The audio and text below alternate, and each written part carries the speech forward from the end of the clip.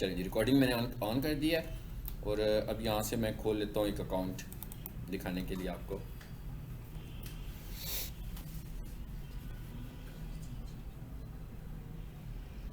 अगर हम ये चाहते हैं कि हमारी जो एडवर्टीजमेंट है, मिसाल के तौर पर आपकी एडवर्टीजमेंट तो हो रही है, आप एड मैनेजर के थ्रू एड्स लगा रहे हो, बहुत ऐड लगा रहे हो, सपोज आपने 10,000 लगा दिया, 50,000 लगा दिया, 80,000 लगा दिया, लेकिन उसके बाद जब कोई आपके पेज पर आता है और वो आपके पेज के ऊपर एक्टिविटी देख रहा होता है, तो आप पेज पर जो पोस्ट लगा रहे हो उसमें तो एंगेजमेंट नहीं आ रही है उतनी ज़्यादा, तो जो आपके पेज पर आएगा वो सबसे पहले यही देखेगा कि भाई इनकी जो पोस्ट लगी हुई है इसमें एंगेजमेंट कितनी है।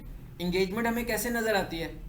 इन शेयर्स की सूरत में, कमेंट्स की सूरत में या लाइक्स की सूरत में। सो अगर हमारे पेज पर वो आए, मिसाल के तौर पर मेरा ऐड देखे, जब वो मेरा ऐड देखे तो वहां पर लिखा हुआ आ रहा है 9.6 के लाइक्स, ठीक है, और 1000 से भी प्लस उसके कमेंट्स आ रहे हो कि मैंने बहुत सारी इन्वेस्टमेंट की हुई है।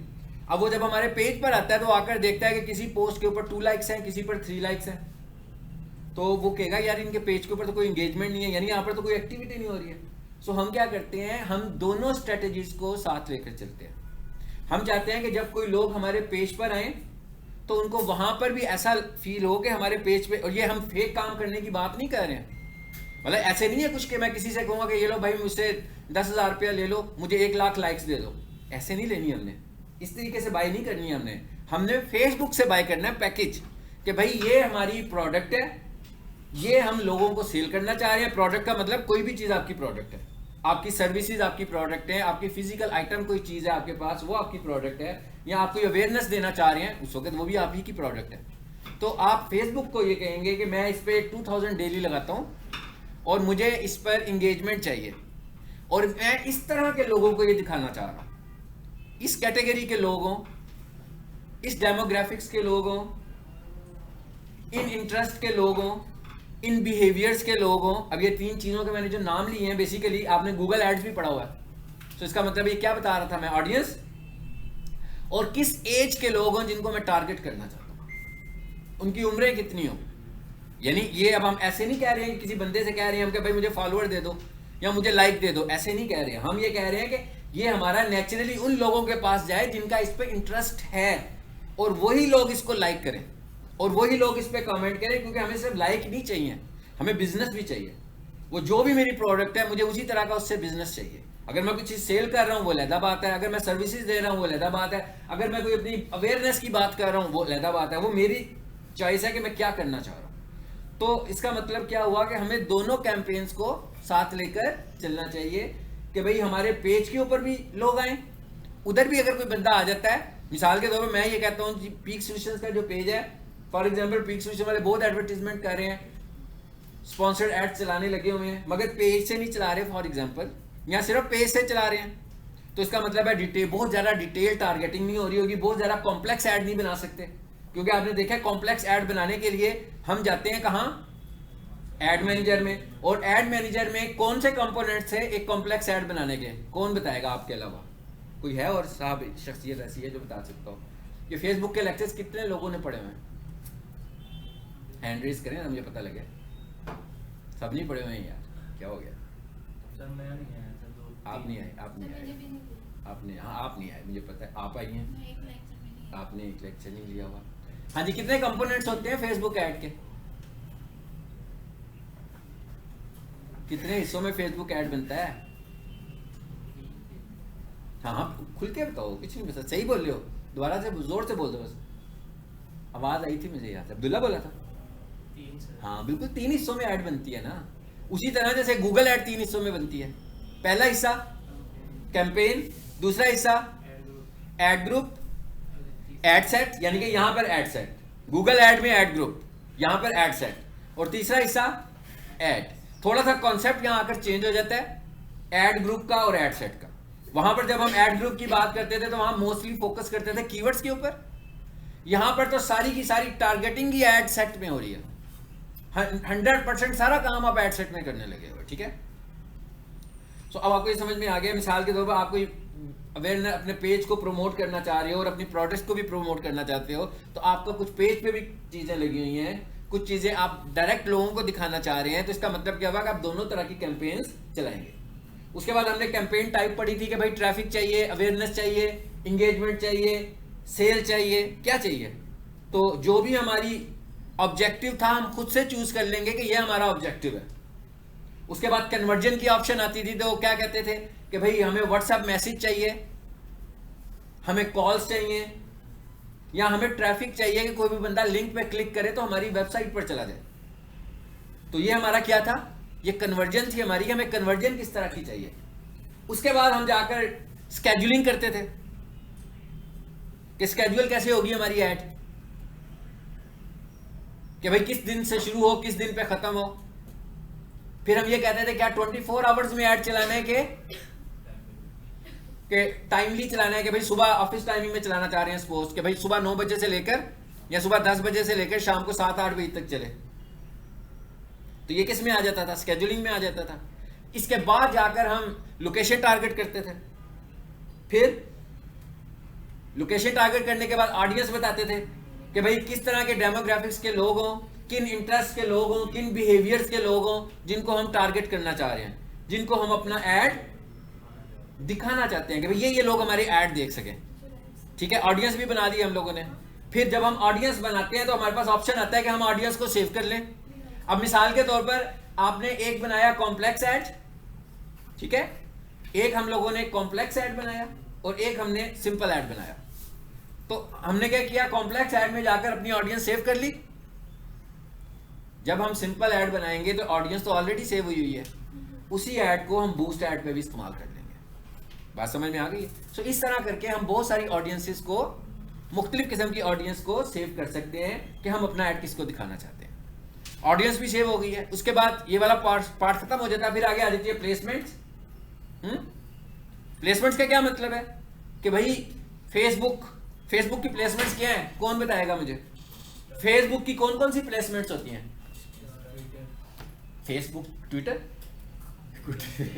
फेसबुक की प्लेसमेंट ट्विटर कैसे हो सकती है। फेसबुक तो ट्विटर तो इंडिविजुअल एक प्रोग्राम है ना, अलग प्लेटफॉर्म है वो। तो फेसबुक का जो प्लेटफॉर्म है उसकी प्लेसमेंट्स कौन कौन सी है यार। रोजाना फेसबुक यूज करते रहते हो आप लोग, है ना। क्या क्या देखते हो फेसबुक में, फीड देखते हो, स्टोरी देखते हो, रील देखते हो, मैसेज देखते हो, ये सारी चीजें हैं ना। और भी बहुत सारी चीजें हैं, ये मेरी आपको मुख्तसर बताया मैंने। और अगर आपके पास डेस्कटॉप पीसी हो तो एक राइट साइड कॉलम होता है, एक राइट साइड पे कॉलम होता है। आपने देखा अक्सर उधर भी ऐड आ रहे होते हैं, उन्हें बोलते हैं राइट कॉलम एड्स, मगर वो सिर्फ डेस्कटॉप एड्स होते हैं, वो मोबाइल एड्स, क्योंकि मोबाइल पे तो राइट कॉलम ही कोई नहीं है, तो वो कोई इतने ज्यादा रिटर्निंग नहीं होते, इसलिए हम उन्हें नहीं लगाते हैं। लेकिन वो कहलाते क्या हैं, राइट कॉलम एड्स कहलाते हैं। और वो किस पे लगते हैं, सिर्फ, यानी अगर आप लगाओगे मोबाइल पे नहीं चलेंगे, वो सिर्फ डेस्कटॉप के पीसी पर चलेंगे। तो ये है प्लेसमेंट्स किसकी, फेसबुक की। सेम इसी तरह प्लेसमेंट्स और इंस्टाग्राम की भी होंगी। और आप जानते हैं कि मैंने शुरू में क्या कहा था कि हम लोगों ने इन दोनों अकाउंट्स को आपस में इंटीग्रेट कर देना है। किन अकाउंट्स को, इंस्टाग्राम को और फेसबुक को। और इंटीग्रेशन के मैंने आपको सारे स्टेप्स बताए थे कि भाई सबसे पहले अपना इंस्टाग्राम अकाउंट बनाओ, उसको प्रोफेशनल कर लो पर्सनल की बजाय, अगर आप मार्केटिंग करना चाह रहे हैं उसके थ्रू। उसके बाद उसके अंदर जो एप्लीकेशंस है कनेक्ट कर लें, फेसबुक कनेक्ट कर लें, इंस्टाग्राम से फेसबुक अकाउंट कनेक्ट होगा, इंस्टाग्राम से फेसबुक अकाउंट कनेक्ट होगा। उसके बाद फेसबुक पे आ जाएं, फेसबुक पेज पे आए। जब फेसबुक पेज पे आएंगे तो वहां पर भी एप्लीकेशंस होंगी, वहां पर भी इंस्टाग्राम और व्हाट्सएप होगा। और अगर आपने एडवर्टाइजमेंट करनी है, अब मैं आपको सारी स्टोरी सुना रहा हूं जो हमने पढ़ लिया है, ये मैं बिल्कुल उसको एक समझ लो कि समराइज कर रहा हूं कि करना क्या है। ये मेरा लेक्चर बार बार सुन के देख लेना कि करना क्या है, जिसको समझ में नहीं आ रही है। ये बिल्कुल मैं शुरू से लेकर आया हूं आपको कि ऐड कैसे बनाना है, किन किन स्टेप से ऐड होकर आपका गुजरा है। पेज पर आ गए हम, पेज में इंस्टाग्राम है, इंस्टाग्राम के साथ पेज को कनेक्ट करेंगे। कैसे कनेक्ट करेंगे भाई, इंस्टाग्राम पे क्लिक करेंगे, वो आपसे लॉगिन पूछ लेगा कि भाई इंस्टाग्राम का लॉगिन और पासवर्ड बताओ, सिंपल हो गया कनेक्ट। इसी तरह व्हाट्सएप को कनेक्ट करेंगे, क्योंकि हम क्या कह रहे हैं कि भाई हम फेसबुक पे एडवर्टाइजमेंट करेंगे तो इसकी थ्रू फेसबुक के अलावा साथ साथ इंस्टाग्राम पे भी हो, तो इंस्टाग्राम को हम कनेक्ट इसलिए कर रहे हैं। इसी तरह आपने कन्वर्जन मेथड एक क्या था हमारे पास, मैसेजेस। तो मैं चाहता हूं कि मैं जो ऐड चलाना चाहता हूं वो व्हाट्सएप मैसेज पे चलाना है मुझे ऐड, तो इसका मतलब क्या हुआ, व्हाट्सएप को भी कनेक्ट करना पड़ेगा। लेकिन इस मकसद के लिए हमारे पास 2 व्हाट्सएप है ना, एक सिंपल वाला है और एक बिजनेस वाला है। जब आपने एडवर्टीजमेंट के लिए यूज करना है तो आपने व्हाट्सएप बिजनेस में अपना नंबर ऐड करना है, फिर आपने उसके साथ भी कनेक्ट कर देना। सो क्या हुआ, कनेक्शन दोनों से बन गया, ताकि जब मैं ऐड चलाऊंगा तो आप जब भी अपना कन्वर्जन व्हाट्सएप रखोगे तो कोई भी बंदा व्हाट्सएप पे क्लिक करेगा तो मैसेज आपके व्हाट्सएप पर आ जाएगा डायरेक्ट। और व्हाट्सएप का जब मैसेज होता है ना वो दो तरीकों से आता है, यानी कि उसके अंदर 2 स्टेप्स इन्वॉल्व होते हैं। कई लोग होते हैं वो एक स्टेप करके छोड़ देते हैं। कौन से 2 स्टेप्स होते हैं? मतलब आपका ऐड किसी को नजर आया तो उसने क्लिक किया व्हाट्सएप पर, तो पहले वो कहां जाएगा, व्हाट्सएप पर चला जाएगा, और फिर दूसरे स्टेप में जाकर वो मैसेज टाइप करेगा, सेंड करेगा। यानी इसका मतलब क्या होता है कि सम टाइम क्लिक्स हो जाते हैं मगर मैसेज आपको आते नहीं है। बिल्कुल उसी तरह है जैसे गूगल का कॉल ऐड होता है आपके पास, आप उस पर क्लिक करें तो कॉल डायलर आ जाता है आपके पास। अब पैसे तो कट गए लेकिन जो बंदा डायल करेगा तो नंबर मिलेगा ना, आपसे राब्ता तो तभी होगा। ठीक है, सो ये बात जहन में रखनी है आपने, कैसे होगा राब्ता। ये भी कनेक्ट हो गए। अब आगे हम तीसरा कौन सा अकाउंट था भला फेसबुक के लिए? एक अकाउंट था, एक पेज था, और तीसरा क्या था मैंने बताया था आपको? तीसरी क्या चीज थी भाई? Ad account. तीसरा क्या था हमारे पास? Facebook ad account. तो फेसबुक एड अकाउंट में जाएंगे, वहां पर भी एप्लीकेशंस आपको मिलेंगे बिजनेस सेटिंग्स के अंदर। वहां पर भी आपको बिजनेस सेटिंग्स के अंदर ये एप्लीकेशन मिलेंगे, इंस्टाग्राम और व्हाट्सएप। अगर वहां पर ये कनेक्शन ना शो कर रहे हो तो आपने इनको वहां से भी कनेक्ट करना है। और एक और बात याद रखिए, जब भी आपने एडवर्टीजमेंट चलानी होगी आपने अपने फेसबुक अकाउंट के ऊपर मैक्सिमम सिक्योरिटी अप्लाई कर देनी है। इस सिक्योरिटी के अप्लाई करने से आप वेरीफाई हो जाते हैं फेसबुक के ऊपर, खासतौर पर एड्स के लिए, तो आपका एड अकाउंट ब्लॉक नहीं होता। सबसे अहम जो सिक्योरिटी है वो आपके पास है 2 फैक्टर वेरिफिकेशन। ये किस सिक्योरिटी की बात कर रहा हूं? ये अकाउंट सिक्योरिटी की बात कर रहा हूं। ये फेसबुक अकाउंट जो आपने साइन अप किया हुआ है अपने मोबाइल से, मैं उसकी बात कर रहा हूं। जो आपने फेसबुक अकाउंट बनाया था अपने मोबाइल के साथ, अपना मोबाइल नंबर देकर, ठीक है। अक्सर मैं देखता हूं, मेरे पास क्लाइंट्स भी आते हैं कई, तो अक्सर मैं देखता हूं इवन उन्होंने अपना यूजर नेम तक रखा नहीं होता। सबसे पहले आप जाएं, उसमें अपना यूजर नेम रखें, अपने कॉन्टैक्ट में जाएं, अपना कॉन्टैक्ट नंबर दें, अपना ईमेल एड्रेस दें, अपना एड्रेस स्टोर करें, फिर सिक्योरिटी एंड लॉगिन में जाएं, वहां जाकर 2 फैक्टर वेरिफिकेशन पर जाएं, वहां 2 फैक्टर वेरिफिकेशन ऑन करें। एक मोबाइल की होगी और एक मोबाइल ऐप की होगी। एक होता है गूगल ऑथेंटिकेटर, एक मोबाइल ऐप है, उसके साथ भी आप उससे वेरीफाई करें, और एसएमएस वाली वेरिफिकेशन भी उस पर अप्लाई करें। जितना ज्यादा आपने अपना अकाउंट सिक्योर किया होगा, जितना ज्यादा आप अपना अकाउंट सिक्योर करके रखोगे, उतना ज्यादा फेसबुक की रिलायबिलिटी आप पे बढ़ेगी और उतने ज्यादा चांसेस खत्म होते जाएंगे आपके एड अकाउंट के ब्लॉक होने के, सस्पेंड होने के। सो इसका मतलब क्या हुआ कि सबसे पहले हमें ये काम करना है, और फौरी तौर पर नहीं है कि फेसबुक अकाउंट बनाया, साथ ही पेज बना दिया, पोस्ट लगाई और साथ ही एडवर्टीजमेंट पर चले गए। इससे इतना अच्छा रिजल्ट नहीं मिलेगा। पहले फेसबुक अकाउंट बनाएं, कोशिश करेंगे फेसबुक अकाउंट कोई ऐसा हो जो एग्जिस्टिंग अकाउंट हो, न्यू अकाउंट ना हो, चलता हुआ अकाउंट हो। उसके अंदर पेज बनाएं, पेज पे एंगेजमेंट लाएं। एंगेजमेंट नहीं आती तो कोई बात नहीं है, लेकिन आप तो लगे हुए ना रेगुलरली 2-3 पोस्ट डेली के हिसाब से करें। वो वाली पोस्ट करें जो आपने एड्स चलाने हैं, ताकि अगर कोई बंदा उस एड को देखकर आपके पेज पर आए तो उसे उसी तरह का मटेरियल आपके पेज पे भी मिले कि यहां पर भी वही चीजें पड़ी हुई हैं आपके पास। ठीक है, सो ये कनेक्शन हमने बना लिया। उसके बाद हम चले जाते हैं ऐड में, प्लेसमेंट भी हो गई। उसके बाद डिवाइसेस की ऑप्शन भी आती है कि भाई आप अपना ऐड किन डिवाइसेस पर चलाओगे। अब डिवाइसेस से क्या मुराद है? मोबाइल पर चलाओगे, टैबलेट पर चलाओगे कि डेस्कटॉप पीसी पर चलाओगे। ठीक है, so it's up to you. आप खुद से बताएंगे कि भाई हम अपना ऐड किस किस जगह पर चलाना चाह रहे हैं। ठीक है, सबसे ज्यादा जो रिजल्ट आता है वैसे आपको मोबाइल से ही आता है, डेस्कटॉप से भी इतना अच्छा रिजल्ट नहीं आता जितना, ये भी डिटेल टारगेटिंग में आ जाता है। लेकिन ये वाला एनालिसिस, ये वाली जो चॉइस है आपने उस वक्त यूज करनी है एनालिसिस करने के बाद कि आप जिस प्रोडक्ट की एडवर्टीजमेंट करते हो, जब वो 10 दिन चलती है, 20 दिन चलती है, महीना चलाइए, तो आपको ज्यादा रिजल्ट्स कहां से मिल रहे हैं। अगर आपको फील हो कि डेस्कटॉप से तो रिजल्ट नहीं आ रहे, क्योंकि याद रखें फेसबुक पर जो एडवर्टीजमेंट है वो 1000 इंप्रेशंस के अगेंस्ट आपके चार्जेस डिडक्ट हो रहे होते हैं 1000 इंप्रेशंस के अगेंस्ट। यानी आप रात को सोए हुए हैं, ठीक है, तो कोई बंदा फेसबुक यूज करने लगा हुआ है तो उसको तो इंप्रेशन जा ही जा रहे हैं, आपके ऐड नजर आ रहे हैं, तो आपके पैसे भी कट रहे हैं। गूगल ऐड में ऐसे नहीं है। गूगल ऐड में क्या है कि भाई जब कोई क्लिक करेगा तो आपके पैसे कटेंगे, क्लिक्स पर कट रहे हैं। जबकि यहाँ पर जो हमारी स्टैंडर्ड पॉलिसी हम यूज करते हैं वो क्या यूज करते हैं, इंप्रेशन वाली करते हैं। सो हमें ये एनालिसिस जरूर करनी है कि हमारा ऐड गलत जगह पर दिखे भी ना, क्योंकि अगर गलत जगह पर भी दिख रहा है तो इसका तो मतलब है कि हम अपने पैसे जाया कर रहे हैं। मतलब गलत जगह पर दिखा, 10,000 उसके इंप्रेशन आए, 7,000 तो गलत इंप्रेशन लग गए, तो इसका मतलब क्या हुआ कि वो 7,000 तो आपको कुछ रिटर्न नहीं करेंगे, उधर ना एंगेजमेंट आनी है, एंगेजमेंट आएगी सिर्फ 3,000 से जो रेलिवेंट लगे हैं। सो इसीलिए हम कहते हैं कि अच्छी टारगेटिंग करके हमने एडवर्टीजमेंट करनी है। टारगेटिंग बिल्कुल अपनी प्योर करें, इस चीज से हट करके भाई हम जब टारगेटेड करते हैं तो हमें रिजल्ट कम आता है, तो नो डाउट रिजल्ट तो कम ही आएगा। जब आप टारगेटेड कर दोगे, ठीक है ना, मिसाल के तौर पर मैं किसी से कहूँ भी सदर गोल चक्कर पे जाके खड़े हो जाओ, ठीक है, शाम तक कोई कंप्यूटर का एक स्टूडेंट घेर के लाना है आपने, हाँ, तो कितने सारे लोग ले आओगे? बहुत कोई थोड़े से ही होंगे ना।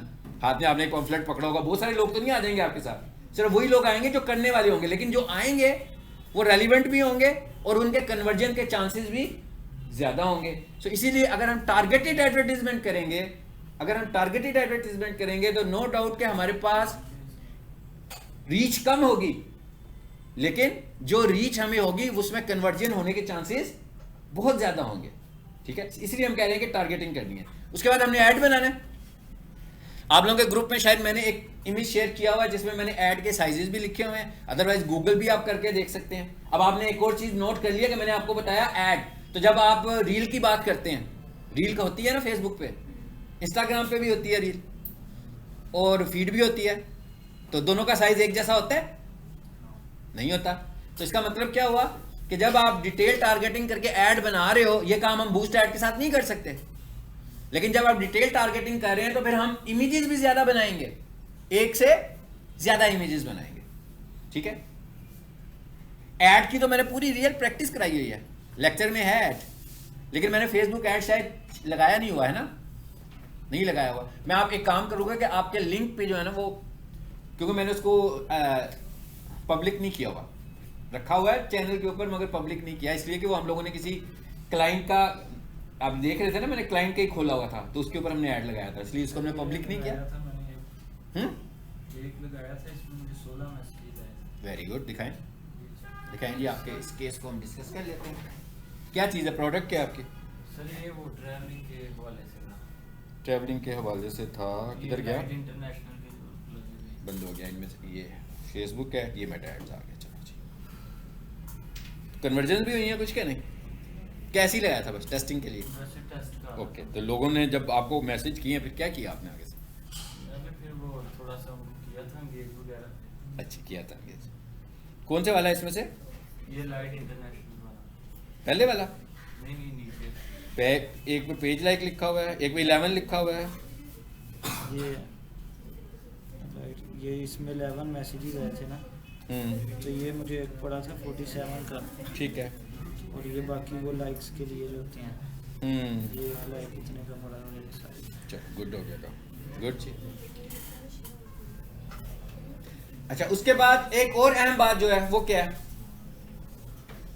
अभी यूं करेंगे हम, अगले लेक्चर में बताऊं क्या करते हैं। अब सब तैयार होकर आना। एक तो मैंने आप लोगों से एमसीक्यूज शेयर किए हुए हैं, फर्स्ट 30 एमसीक्यूज का जो है ना मैं वाइवा लूंगा, ठीक, और उसके आंसर्स नहीं है आपके पास, शायद नहीं है ना?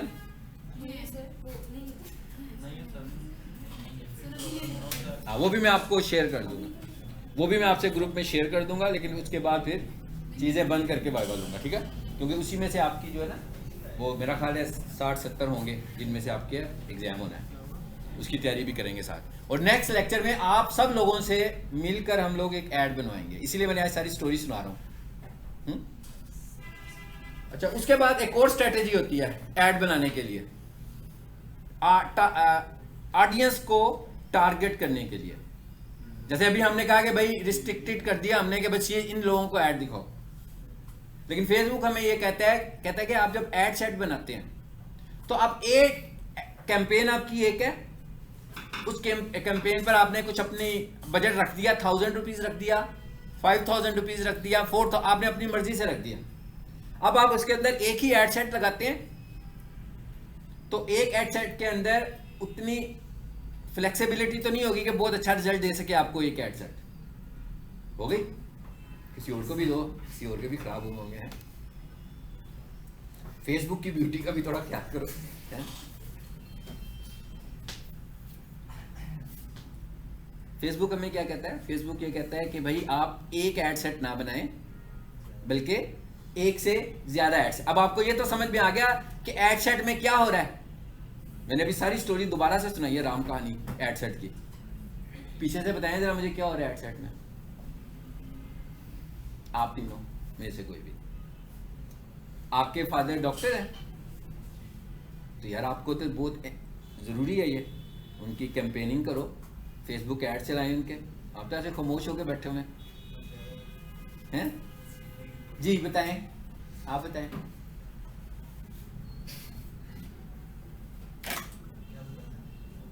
क्या पूछा मैंने?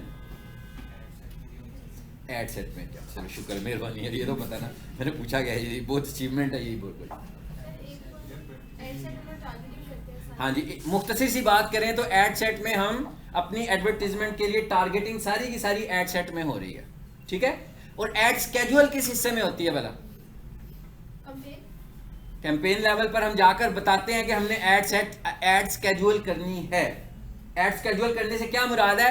एड स्केड्यूल करने से मुराद ये है कि जनाब मैं आज ऐड बना रहा हूं तो मेरा ऐड फलां तारीख को चले और फलां तारीख को एंड हो जाए और ये उसके टाइमिंग्स हों। सो ये क्या है? ये है एड स्केड्यूलिंग, ठीक है। और एड स्केड्यूलिंग करने के लिए रिक्वायरमेंट क्या होती है? कौन बताएगा? इधर से कोई बताएगा? एड स्केड्यूल करने की एक रिक्वायरमेंट भी होती है, वो क्या होती है? जैन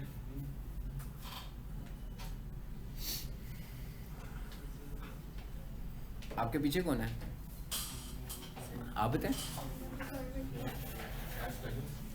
हाँ जी, मैंने कहा एड स्केड्यूल करने की रिक्वायरमेंट क्या होती है? ये सारे आप समझ लो, मैं आपको एमसीक्यूज बता रहा हूँ सोशल मीडिया मार्केटिंग में।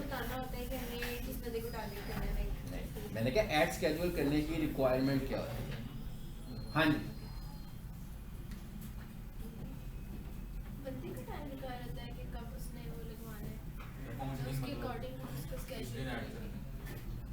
ये सब ठीक है। रिक्वायरमेंट कैसे होगी एड स्केड्यूल? फेसबुक कैसे हमें अलाउ करेगा कि भाई कर लो स्केड्यूल, कर लो एड स्केड्यूल?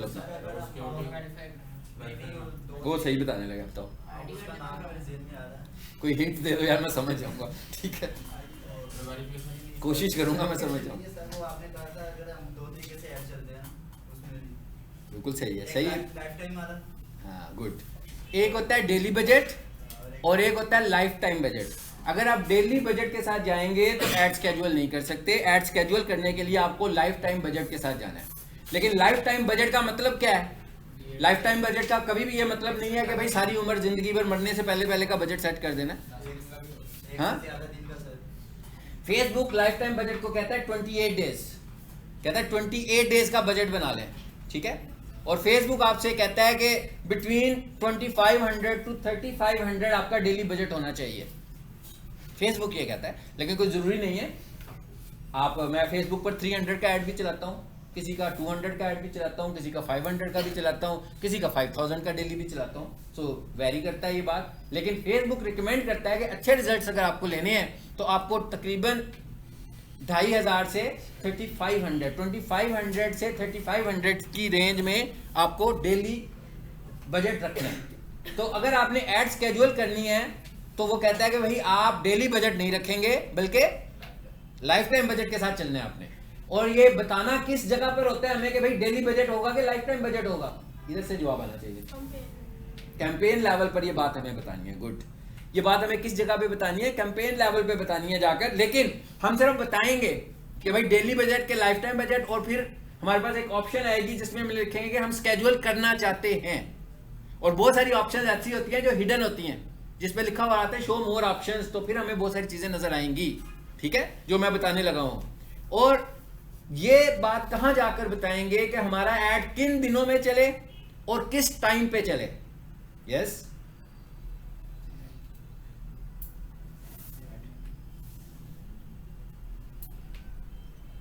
हाँ जी अब्दुल्ला,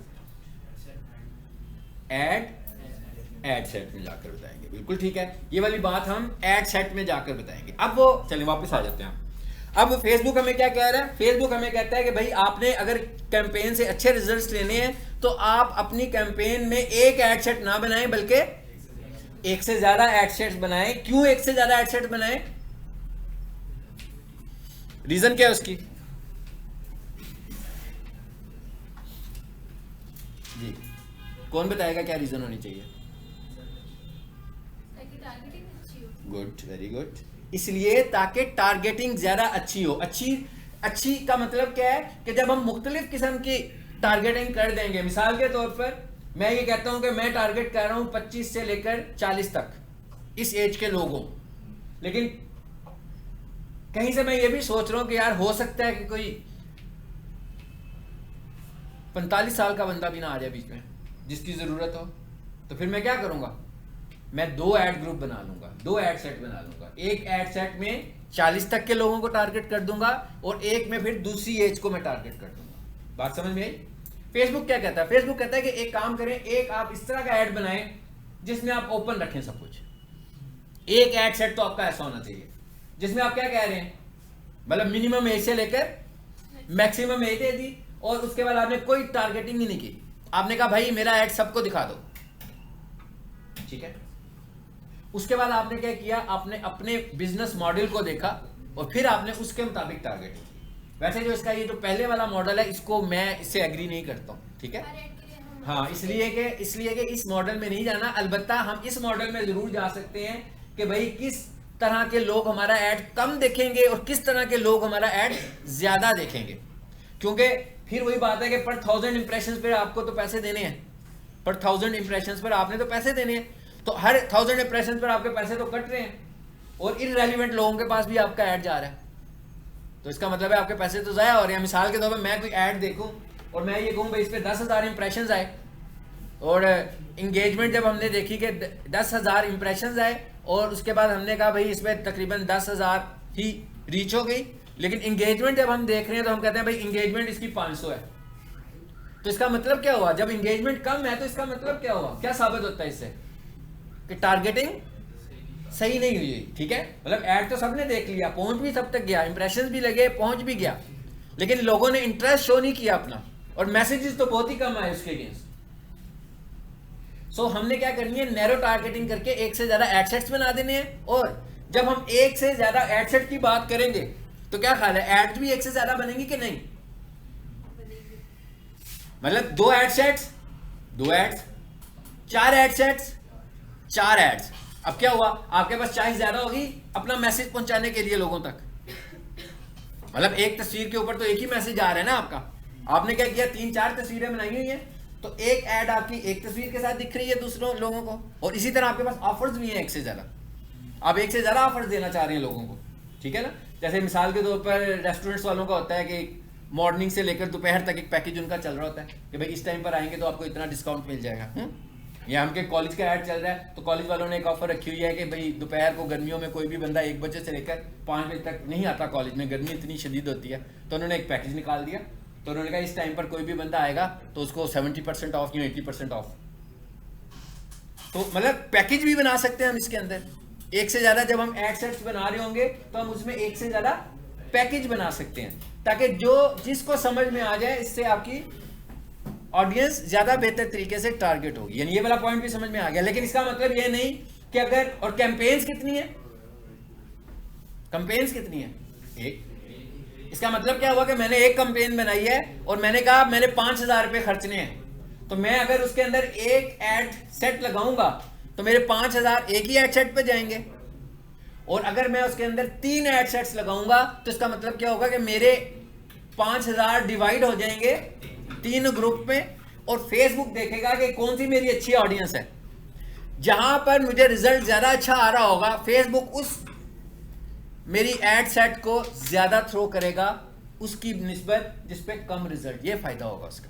यानी उसके पास तीनों आ गए, उसने ये देखना है कि भाई इसके मैंने इतने इंप्रेशन दिए, इतने रीच हुए, इंगेजमेंट कहां ज्यादा हो रही है, और इस तरह करने से आपकी कॉस्ट भी कम हो जाएगी, एडवर्टीजमेंट कॉस्ट भी कम हो जाएगी। ठीक है, इतना ज़रा कंट्रोल करने से, और इनरेलेवेंसी भी कम हो जाएगी। सो इसका मतलब क्या होगा कि कैंपेन एक ही है, एड सेट्स एक से ज़्यादा हैं, और उसके बाद एड्स भी एक से ज़्यादा हैं, और इसमें बहुत अहम रोल आपकी ग्राफिक्स का भी है कि भाई आप जिसको ऐड अपना दिखा रहे हो, अगर आपको रिजल्ट अच्छा नहीं आ रहा तो इसका मतलब ये भी तो हो सकता है कि आपका जब ऐड किसी को दिखता है, ठीक है, तो आप उसको कन्विंस नहीं कर पा रहे हो अपने मैसेज से। असल चीज तो यही है ना कि मैसेज से कन्विंस भी तो करना है आपने उसको कि आपका ऐड इतना इजी हो कि उसको समझ में आ जाए। मिसाल के तौर पर जैसे हम कहेंगे हम पाकिस्तानी ऑडियंस को टारगेट कर रहे हैं, तो अगर मैं सारे का सारा ऐड ही इंग्लिश में बना दूंगा तो लोगों को कम समझ में आएगा। तो अगर मैं उसको पार्टली इंग्लिश में बना दूं और पार्टली, हाँ अलबत्ता अगर मैं टारगेट करना चाह रहा हूँ बहुत ही हाई क्लास को, जो मुझे पता है कि भाई मैं डॉक्टर्स को टारगेट करने लगा हूँ, ठीक है ना, मैं इंजीनियर्स को टारगेट करने लगा हूँ, बहुत ही हाई क्वालिफाइड लोग हैं जिनके लिए मैंने ऐड बनाया हुआ अपना, फिर तो ठीक है। लेकिन यह कि मुझे जब होगा मेरा हर कम्युनिटी के बंदे ने मेरी एडवर्टीजमेंट देखनी है, तो मोस्टली आपको अपना मैसेज इस तरह का रखना है कि एक नज़र पड़ते ही उसको समझ में आ जाए कि आप ऑफर क्या कर रहे हो, बजाय इसके कि उसको ट्रांसलेटर की जरूरत पड़े कि है एक एक वर्ड की ट्रांसलेशन करिए, उसको पढ़ने बैठ जाएगी इसका क्या मतलब है, इसका क्या मतलब है। सो हमें मोस्टली कोशिश करनी है, और बहुत ज़्यादा ऐड भरना भी नहीं है, ठीक है ना, क्योंकि आपके सामने एक ऐड आ गया है, और अगर वो बुक के पैराग्राफ की तरह का एक ऐड है अगर आपका, तो वो तो किसी का कुछ नहीं बिगाड़ सकता। यानी इसका मतलब क्या हुआ कि ग्राफिक्स का भी बहुत अहम रोल है कि आप कितने अच्छे ग्राफिक्स लगाते हो, कितने इंप्रेसिव ग्राफिक्स लगाते हो कि भाई एक नज़र में किसी को आपका ऐड नज़र आने के बाद उसको लगे कि यहाँ से मेरी ज़रूरत, यहाँ से मेरी रिक्वायरमेंट पूरी हो सकती है, तो वो आपको उसी वक्त कॉल कर दे, बटन को दबा दे, मैसेज भेज दे, जो भी आपने रखा हुआ है उसके लिए। चलें अब एक अगले लेसन में एक ये काम करेंगे, अगली क्लास हम इंशाल्लाह इसकी आखिरी लेंगे, और आज हम थोड़ा सा एक और चीज़ डिस्कस करते हैं इसके अंदर, पिक्सल। पिक्सल क्या होता है, फेसबुक पिक्सल क्या चीज़ है, ठीक है। कोशिश करता हूँ कि मेरा यहाँ पर इसका अकाउंट हो जिसमें पिक्सल ना बना हो, मोस्टली अकाउंट्स में पिक्सल्स बने हुए हैं। हाँ जी, ये एक नया क्लाइंट है, इन्हीं को हम क्लिक कर देते हैं जी। मैंने इस पर क्लिक किया। फेसबुक पिक्सल होता क्या है, फेसबुक पिक्सल का मतलब यह है कि हम रीमार्केटिंग के लिए इसको इस्तेमाल करते हैं।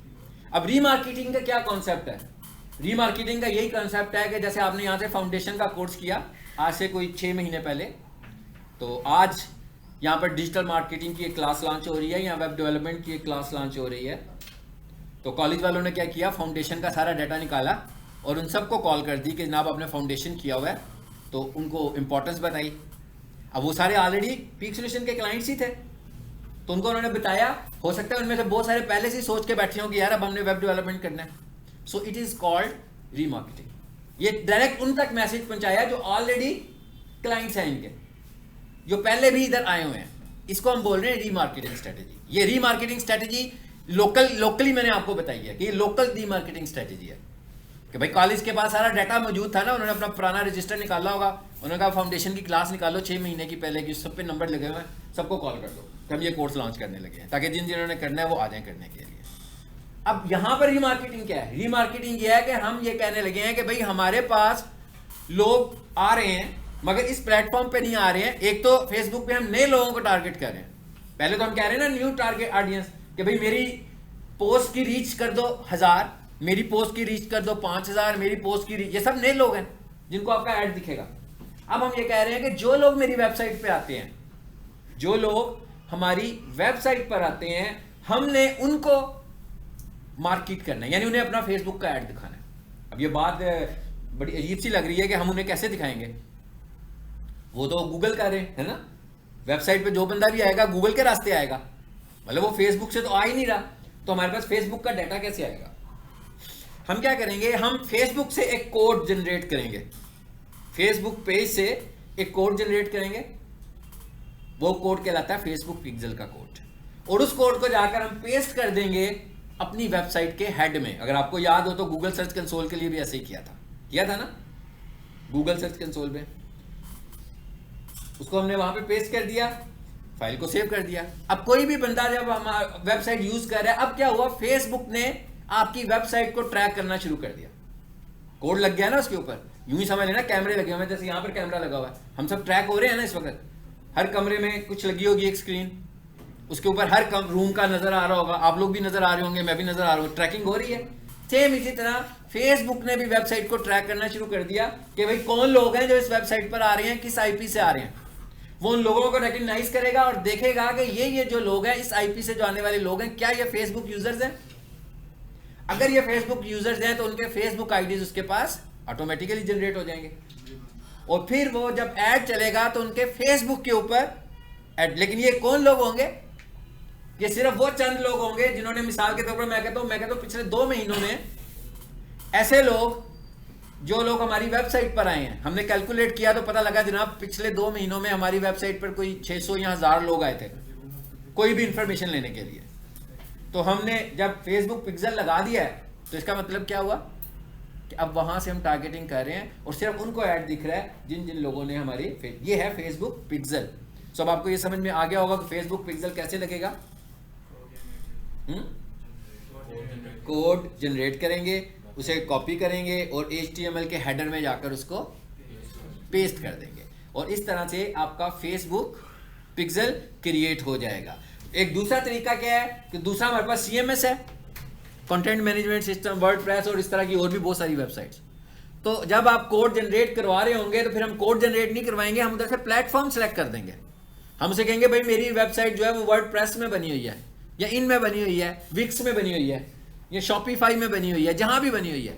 तो हम उसको क्लिक करेंगे, आगे से सारे अपने क्रीडेंशियल्स बताएंगे, जो भी मेरा शॉपिफाई का अकाउंट होगा मैं उसको अकाउंट बता दूंगा, उधर भी मेरा ऑटोमेटिकली उसको उसके साथ कनेक्ट कर देगा। यानी कि जब हम कोडिंग वाली वेबसाइट की बात करेंगे तो कोड आएगा। क्या हो गया है? आ जाओ, आप आगे आ जाओ, दरमियान आप करीब आ जाओ ना मेरे, चलो यहाँ बैठ जाओ। मैंने आपको बताया मैं बहुत अनकंफर्टेबल हो जाता हूँ जब कोई मुझे फील हो रहा था कि मेरी बात को सही तरीके से नहीं सुन रहा। फेसबुक पिक्सल कैसे बनेगा? देखें इसको। इसके लिए हमें जाना है ऐड मैनेजर में।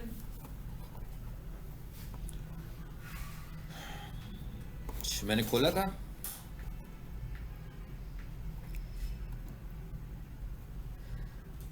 चलो भाई आ जाओ। नेट चल रहा है कि नहीं चल रहा?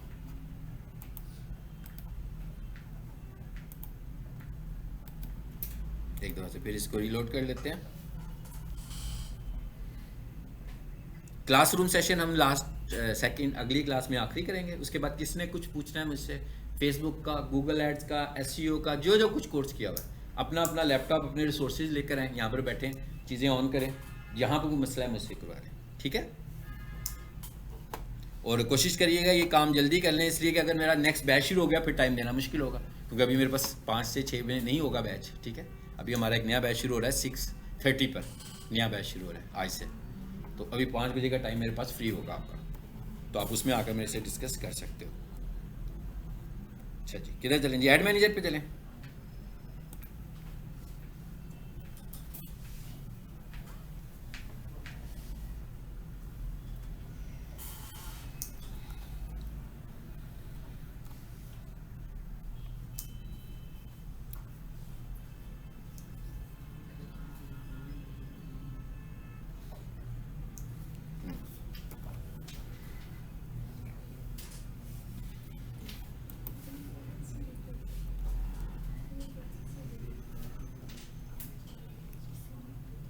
एक ही आ रहा है, एक ही आ रहा है। इस पे आ जाए टैक्स सर्विस पे।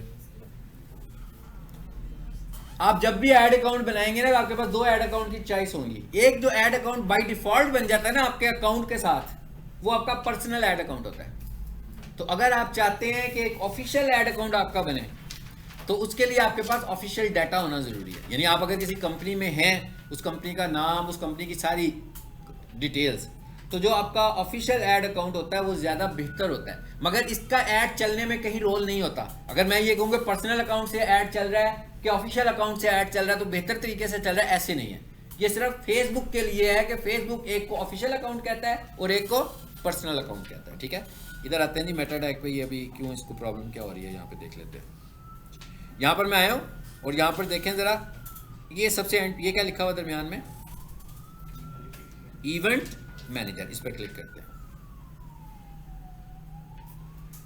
तो देखें कहाँ फंसा हुआ है आगे, ये कहा था ना, हाँ सिक्योर, ये मैंने सुबह का कहा, अभी तक उन्होंने नहीं किया, क्योंकि लाजमी बात है हम एज ए क्लाइंट के बिहाफ पे हम खुद तो नहीं कर सकते ना।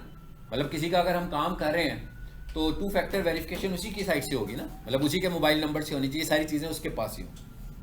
कुछ क्लाइंट ऐसे होते हैं जो कहते हैं आप कर लें, अपने पास रखें सब कुछ, फिर तो हम कर लेते हैं, लेकिन हम कहते हैं कि आप खुद करें ताकि ये सारा डाटा आपके पास हो, बाद में परेशानी का शिकार हो। कई लोग ऐसे होते हैं, वेबसाइट्स हमारे पास आती हैं, SEO कर दें तो पता लगता है जनाब वो जिसने वेबसाइट बनाई है, जब हमने कोई काम करने को कहता है बंदा डिसअपीयर हो गया हुआ है, अब हमें पता ही नहीं, अब आप ही ने करना है जो कुछ करना है।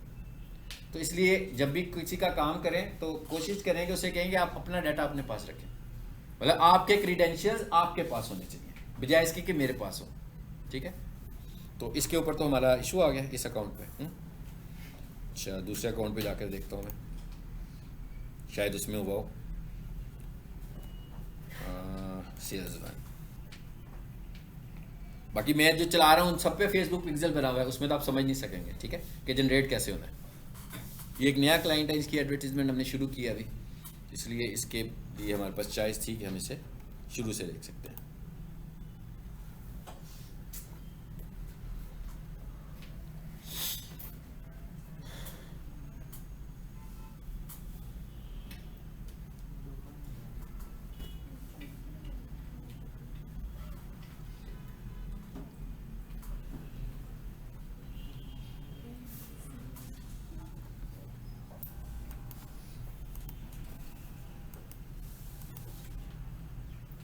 अच्छा, ये है